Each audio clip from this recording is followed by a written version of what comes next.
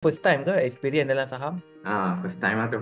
So far dah buat hampir semua strategi Ya, dah buat sampai semua strategi.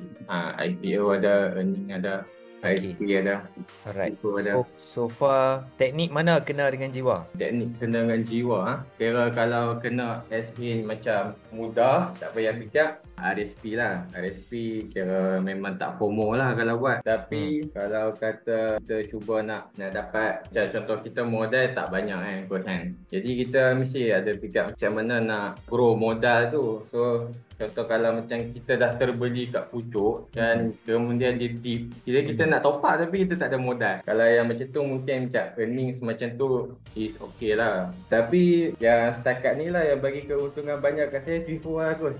Untuk FIFO itu saya letak $300.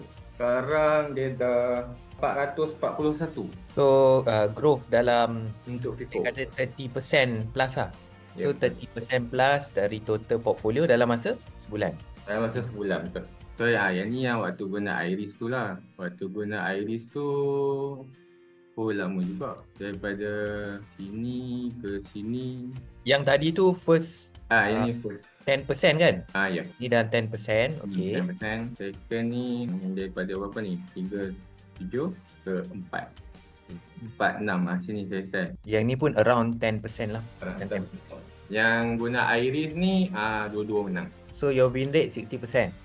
60% ni sangat powerful lah kalau ikut ratio 1:2. Saya ada yang lagi satu tapi yang ni tak dalam phone lah coach. Saya boleh tunjuk. Yang ni total for the month.